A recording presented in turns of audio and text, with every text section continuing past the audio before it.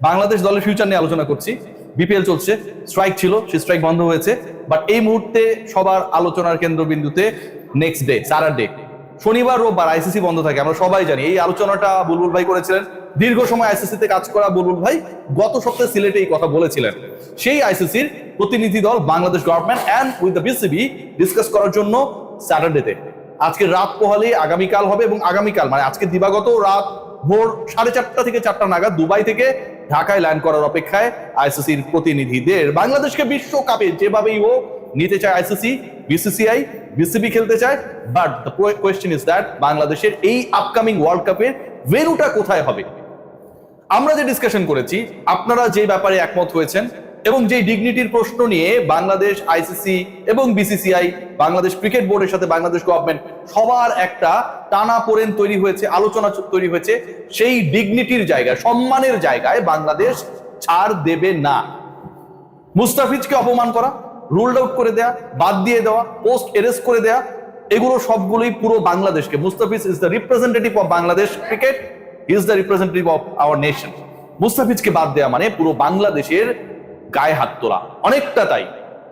এবং সেই জায়গাটায় বাংলাদেশ সরকার, বিসিবি যে স্ট্যান্সটা নিয়েছিল যে বিশ্বকাপ আমরা খেলতে চাই, কিন্তু যেই মুস্তাফিজুর রহমানের একজনের সিকিউরিটি নিয়ে টালমাটাল অবস্থা ভারতে, যে একজন মুস্তাফিজুর রহমান খেললে শিবসেনা এবং অন্যান্য যে দলগুলো রয়েছে তারা বিভিন্ন ভাবে হুমকি ধুমকি দেবে, আক্রমণ করা হবে, বিমানে হামলা চালানো হবে, বাংলাদেশ দলকে ল্যান্ড করতে দেওয়া হবে না, এইরকম ডিসকাশন গুলো যখন হচ্ছিল তখন বাংলাদেশ সরকার জানিয়ে দিয়েছে, বাংলাদেশ ক্রিকেট বোর্ড জানিয়ে দিয়েছে যে সেখানটায় আমি আমার এতগুলো ক্রিকেটারকে, সাংবাদিকদের, সমর্থকদের কিভাবে নিরাপত্তা নিশ্চিত করবো। So we are not going to play hour next world cup in the soil of India.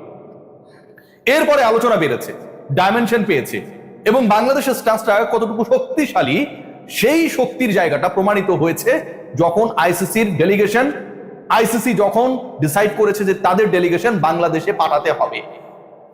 এই ম্যাটার সলভ করার জন্য, বাংলাদেশকে বিশ্বকাপে এনশিওর করার জন্য, বাংলাদেশের পার্টিসিপেশন নিশ্চিত করার জন্য বাংলাদেশে তাদের প্রতিনিধি পাঠাতে হবে। এবং head of security and head of integrity, এই যে দুটো গুরুত্বপূর্ণ ডিপার্টমেন্ট রয়েছে আপনারা সবাই জানেন আইসিসিতে, সেই দুই ডিপার্টমেন্টের প্রধানরা বাংলাদেশের ল্যান্ডিং এর অপেক্ষা। এবং তারপর আগামীকালই দুটো মিটিং রয়েছে, কি বিষয়ে আলোচনা হবে, কাদের সাথে মিটিং হবে, সেই আলোচনাটা খুব বেশি গুরুত্বপূর্ণ।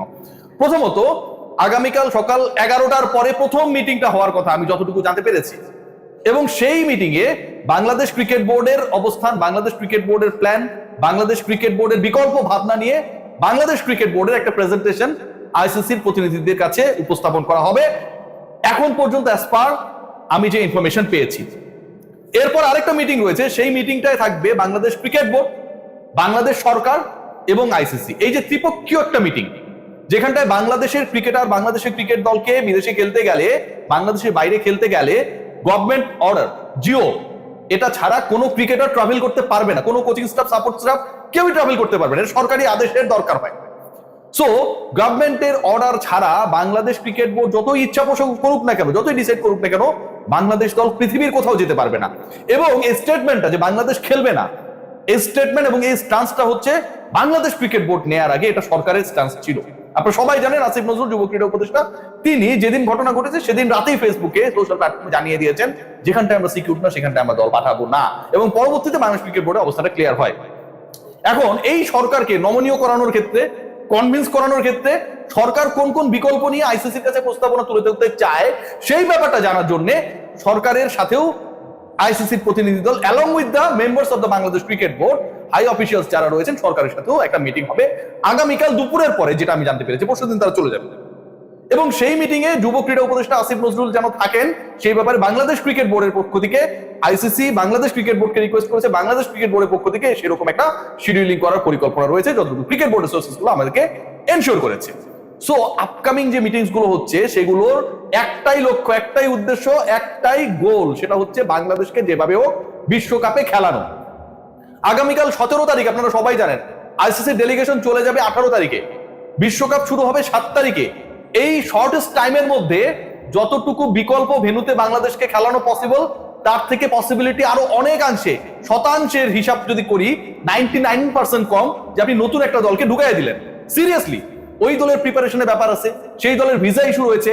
ইন্ডিয়ান ক্রিকেট বোর্ড, পাকিস্তানি বংশোদ্ভূত অথবা মুসলিম ক্রিকেটার বিভিন্ন দেশে যারা রয়েছেন খেলছেন, আলী খান থেকে শুরু করে আদিল রশিদ, এদের ভিসা নিয়ে যে নাটক শুরু করেছে ভারতীয় সরকার, সেই জায়গায় আপনি একটা নতুন দলকে ঢুকিয়ে দিলেন, তাদের ভিসা নিয়ে কোনো সমস্যা হবে না, তারা গেল খেলে আসলো, নতুন আর একটা সংকট তৈরি হবে না সেটার কোনো গ্যারান্টি নেই। আইসিসি সেটা চায় না। আইসিসি কি চায়? আইসিসি চায় যে বাংলাদেশই খেলুক, বাংলাদেশকে কনভিন্স করে 3:1 3-1 এই যে পরিকল্পনাটা, এটাকে তারা এনশিওর করতে চায়। অর্থাৎ বাংলাদেশ যে ম্যাচেস গুলো খেলবে তার 3টা ম্যাচ বাংলাদেশ খেলবে হচ্ছে শ্রীলঙ্কার মাটিতে, একটা ম্যাচ ভারতের মাটিতে। প্রথম প্রস্তাব যেটা দেওয়া হবে যতটুকু জানা গেছে এখানে 2-2, শ্রীলঙ্কায় বাংলাদেশ গিয়ে 2টা ম্যাচ খেলবে এবং 2টা ম্যাচ তারা খেলবে হচ্ছে ইন্ডিয়ার মাটিতে। এরকম একটা প্রস্তাবনা পরিকল্পনার জায়গা রয়েছে যেটা শোনা গেছে, এবং এরপরে সেটা 3-1 যেতে পারে। কিন্তু বাংলাদেশ সরকার, ক্রিকেট বোর্ড, তাদের অবস্থানটা হচ্ছে ভাই আমরা খেললে 4টা ম্যাচই ভারতের বাইরে খেলবো। কেউ কেউ বলেছেন সাইবেরিয়ায় খেলবেন, ওখানটা উইকেট টুইকেট এখন পর্যন্ত তৈরি করা হয়নি, আইসিসির কার্যক্রম নেই। তো তিনি যেটা বলেছেন তিনি হয়তো নিজেও জানেন না যে তিনি কি বলেছেন। তবে এটা নিশ্চিত যে বাংলাদেশ সরকার ওই 4 ম্যাচের জায়গা থেকে 4টা ম্যাচই বাংলাদেশ ভারতের বাইরে খেলতে চায়, এটা থেকে সরছে না, সরতেও পারে। ভাই আমার গালিগালাজ করেন না, যতটুকু শোনা যাচ্ছে আইসিসি যখন চলে আসছে বাংলাদেশে, আইসিসি যেহেতু বাংলাদেশকে রিকোয়েস্ট করতে আসছে, দেখেন সর্বোচ্চ সংস্থা এসে রিকোয়েস্ট করছে, সেই সংস্থার প্রধানের দায়িত্বে কে? জায়শা। তার মানে কি জায়শা রিকোয়েস্ট করছে? জয়শা নিজে তো এখানটায় আসবেন না, অমিত শাহর ছেলে, তাই না? তিনি তার লোকজনকে পাঠাচ্ছেন রিকোয়েস্ট করার জন্য।